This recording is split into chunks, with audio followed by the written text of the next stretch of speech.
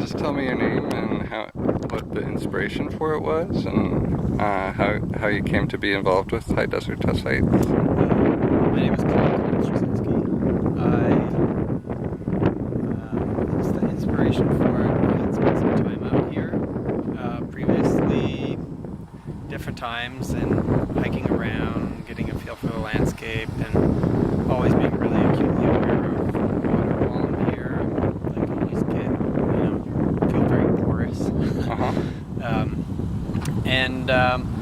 Was thinking about a way of making a project to engage water and heighten one's or engage some people's ways of thinking about water. And I thought the desert was sort of the perfect place to really. It always makes me really acutely aware of water and my body's relationship to it.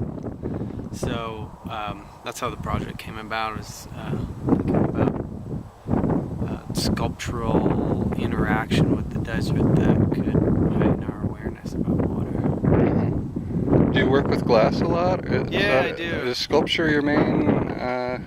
Yes. Well, yeah. I guess in a sense, sculpture is a big drive.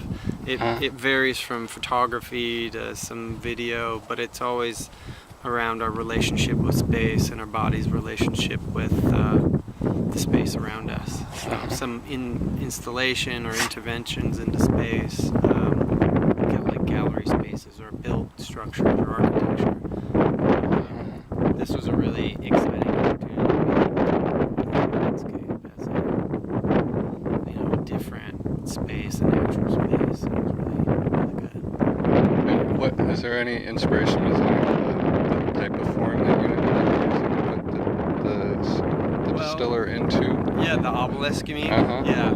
And there's definitely some play happening with thinking about public monument, public sculpture, and kind of rethinking this really old, really sort of dominant thing that has been utilized throughout history, and making it something that the public could engage with and get something out of, like get clean water out of. Had you used distillers before you were inspired to do this project, or I haven't. Did it just kind of... Years ago, I did some research. Well, I have actually. Yeah, I have water distillers, and have been doing a lot of research of water. I live in LA, so I've started to become acutely aware of living in a desert that has turned into a huge metropolis. Mm-hmm. So I've been researching water a lot and researching distillation and different methods that we use water. This sculpture is it's basically a small version of the Earth. It's replicating the Earth's water cycle on its own of evaporation, condensation, and how I guess the Earth cleans the water that we're all engaged with. How did you come to get involved? Did you know which of the curators did you know, and how did they? I had spent some time up at Andrea's place and was able to engage with this part of this site and this landscape, and I had this idea. There was for 2 years I had been working on formulating some kind of understanding of how I would work within the site, and it was something that Andrea and I had talked about years ago, and actually around August or just before August, just had this. It came to me. Just the idea came, and just made a proposal for it and sent it to Andrea. We just ran with it. Cool. And you do a lot of other sculptural work? Is that? Yeah. Did you come from any of the art schools in the LA area, or were you? I went to. What was your background before?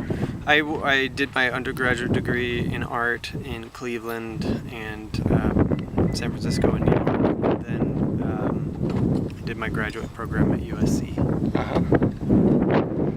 Do you have a website for your work? I do. It's You want to spell it out? yeah, it's sort of a website.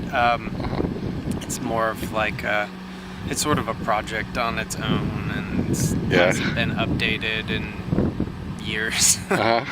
But the site is collectivefield.com, and it's collectvefield.com.